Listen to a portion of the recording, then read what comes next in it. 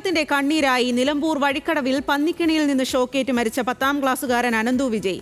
സംഭവത്തിൽ പ്രദേശവാസി വിനീഷ് അറസ്റ്റിലായി. പ്രതി സ്ഥിരമായി വന്യമൃഗങ്ങളെ കെണിവെച്ച് പിടിക്കുന്ന ആളെന്ന് പോലീസ് പറഞ്ഞു.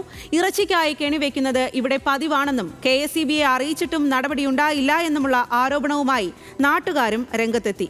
അനന്തുവിന്റെ മൃതദേഹം കുട്ടിക്കുന്ന് ശ്മശാനത്തിൽ സംസ്കരിച്ചു.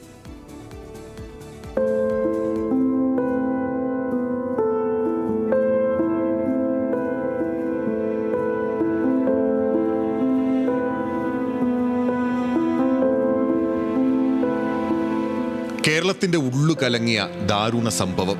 10ാം ക്ലാസ് വിദ്യാർത്ഥി അനന്തു വിജയാണ് ഇന്നലെ രാത്രി തോട്ടിൽ മീൻ പിടിക്കാൻ പോയ ശേഷം തിരികെ വരുമ്പോൾ ഷോക്കേറ്റു മരിച്ചത്.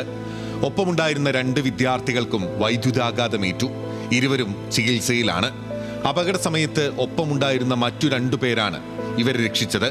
വൈദ്യുതി ലൈനിൽ നിന്ന് അനധികൃതമായി കേബിൾ വഴി ബന്ധിപ്പിച്ച കമ്പിയിൽ നിന്ന് ഷോക്കേൽക്കുകയായിരുന്നു.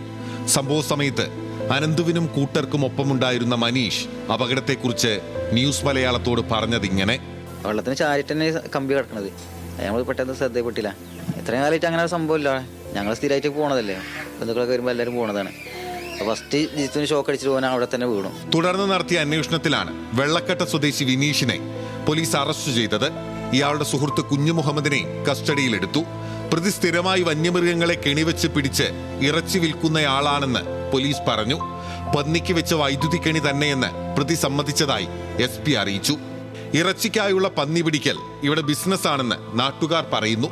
അനധികൃതമായി സ്ഥാപിച്ച വൈദ്യുതി കെണിയെക്കുറിച്ച് നിരവധി തവണ KSEBക്ക് പരാതി നൽകിയിട്ടും നടപടി ഉണ്ടായിട്ടില്ലെന്നും നാട്ടുകാർ ആരോപിച്ചു. ഞങ്ങൾ കൊടുത്തിട്ടുണ്ട് കംപ്ലൈന്റ്. ഞങ്ങൾ കംപ്ലൈന്റ് കൊടുത്തിട്ട് ആ കംപ്ലൈന്റ് എടുത്തിട്ടില്ല.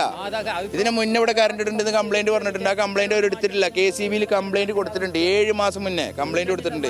KSEBക്ക് വിളിച്ചിട്ട് പരാതിയൊക്കെ പറഞ്ഞതാണ്. ഇങ്ങനെ കമ്പി ഉണ്ടെന്ന് അവർ അന്വേഷിക്കാന്നൊക്കെ പറഞ്ഞിരുന്നു. പിന്നെ അവിടെ ലൈൻ മാറ്റാന്ന് പറഞ്ഞിരുന്നു, കേബിൾ ആക്കാന്ന്. പക്ഷെ അതിന്റെ ഒരു നടപടികളൊന്നും വന്നിട്ടുണ്ടായിരുന്നില്ല. മഞ്ചേരി മെഡിക്കൽ കോളേജിലാണ് അനന്തുവിന്റെ പോസ്റ്റ്മോർട്ടം പൂർത്തിയായത്. ഷോക്കേറ്റതാണ് മരണകാരണമെന്നാണ് പ്രാഥമിക റിപ്പോർട്ട്. വയറിന്റെ പലയിടത്തായി ഷോക്കേറ്റ് പൊള്ളിയ പാടുകളുണ്ട്. പോസ്റ്റ്മോർട്ടത്തിന് ശേഷം അനന്തു പഠിച്ചിരുന്ന മണിമൂളി CKHSSൽ പൊതുദർശനം നടത്തി. ചേതനയറ്റുകിടന്ന അനന്തുവിനെ കണ്ട് സഹപാഠികൾ വിങ്ങിപ്പൊട്ടി.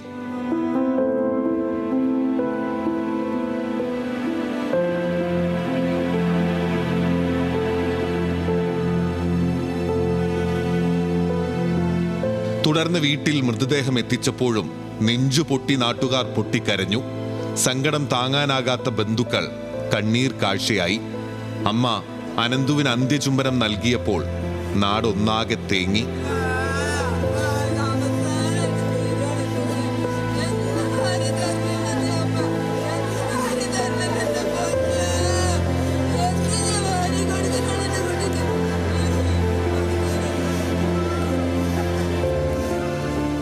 കുട്ടിക്കുന്ന് ശ്മശാനത്തിൽ അനന്തുവിന്റെ മൃതദേഹം സംസ്കരിച്ചു.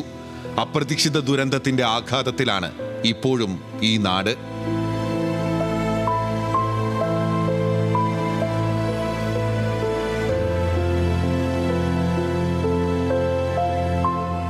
ന്യൂസ് മലയാളം, നിലമ്പൂർ.